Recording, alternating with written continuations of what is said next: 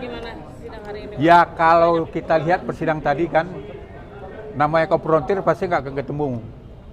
Nama komprontir itu kan, ya pasti penyidik membenarkan akan membantah keterangan dari para tersangka, begitu juga tersangka. Tapi hakim nanti akan menilai.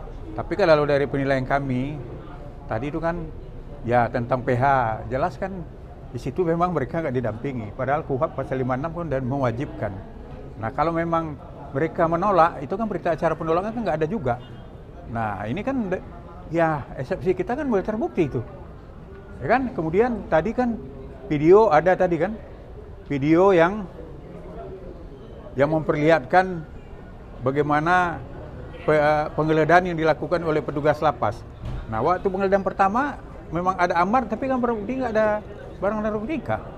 Yang ada kan tadi handphone, ada beberapa itu tadi. Handphone ada 2 kan, kemudian ada charger sama ada alat musik dia. Berarti sesuai dengan keterangan tersangka kan. Kemudian juga kan penggeledahan yang kedua dan ketiga itu kan nggak ada amar di situ. Terus bagaimana? Padahal kan penyidikan narkotika itu harus barang bukti harus melekat sama dia. Nah ini barang bukti dia ambil dari siapa kan nggak jelas juga itu, ya kan?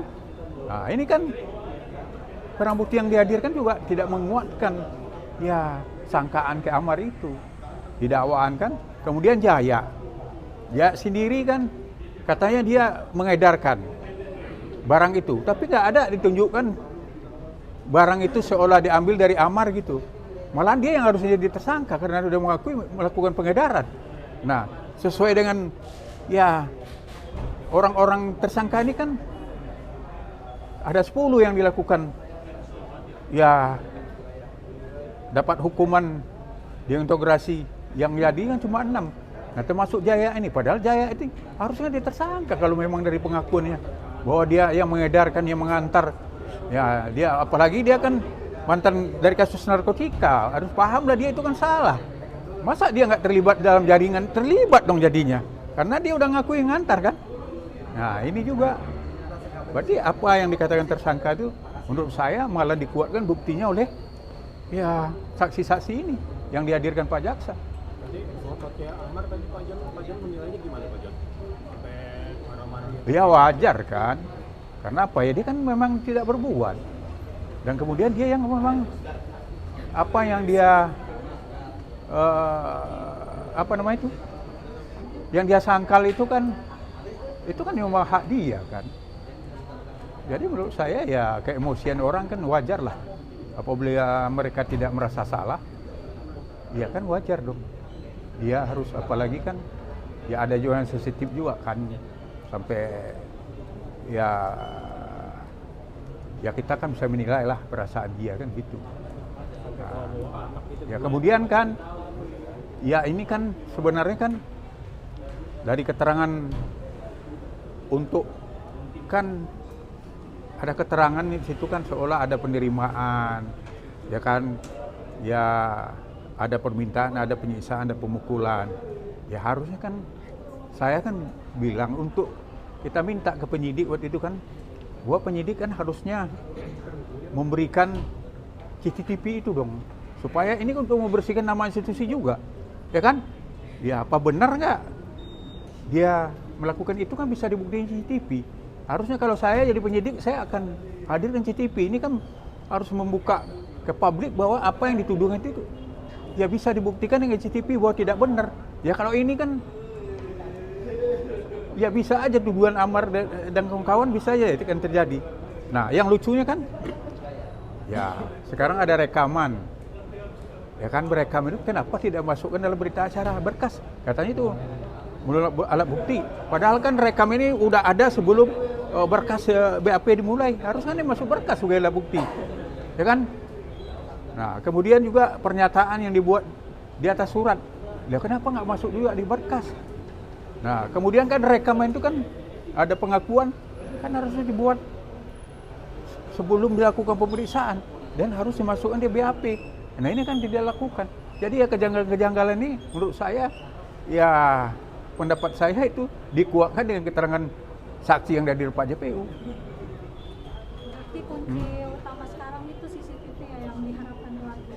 Harusnya itu yang diharapkan JPU, tapi kan nggak ada bukti ya Pak. Kan kita lihat, ada nggak amar pada waktu barang bukti yang disita yang kedua, yang ketiga? Hah?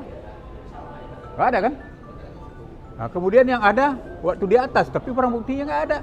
Barang yang dihadirkan sekarang. Nah ini kan menurut saya satu kelucuan juga. Ya tapi hakim lah yang menilai nanti kan gitu. Jadi ya perkara ini ya makin sulit lah kalau menurut pendapat kita Amar dihukum kan gitu. Bang Amar juga nangis hari ini, ada pertangisan dari Bang Amar setiap pagi Bang. Ya mungkin dia nangis karena ya dia benar-benar merasa ya kan dibawa nama anaknya kan gitu ya, mungkin wajar aja lah. Kemudian kesedihan dia dalam perkara ini kan udah lama dia sampai di Nusa Kambangan segala kan gitu. Nah, menurut dia mungkin keadilan tidak ada sama dia, penyidikan juga menurut dia banyak yang merugikan dia gitu. Jadi wajar. Oke?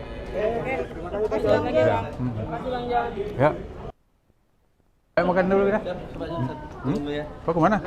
Mau bawa bentar. Oh iya. Mungkin kalau emang apa yang disampaikan saksi dari Hah? mungkin jika nanti apa yang disampaikan saksi hari ini, saksi penyidik hari ini tidak terbukti, itu ada konsekuensi hukum nggak sih buat saksi sendiri itu sendiri? Nah, itu tanya ke Polri dong. Dalam ini tentu pimpinannya dan kemudian juga mungkin ke Propamnya kan gitu. Kalau memang ya ada yang salah kan gitu. Terkait surat yang Om Jon berikan ke Ditjen Pas soal penolakan Amar kembalikan ke MK, ada Ya. proses lagi kan? Belum, nanti kita akan datang. Ya. Apa yang disampaikan saksi dari Hah? mungkin jika nanti apa yang disampaikan saksi hari ini, saksi penyidik hari ini tidak terbukti, itu ada konsekuensi hukum nggak sih buat saksi sendiri itu sendiri? Nah, itu tanya ke Polri dong. Dalam ini tentu pimpinannya dan kemudian juga mungkin ke Propamnya kan gitu. Kalau memang ya ada yang salah kan gitu. Terkait surat yang Om Jon berikan ke Ditjen Pas soal penolakan Amar kembalikan ke MK, ada Ya. proses lagi kan? Belum, nanti kita akan datang. Ya.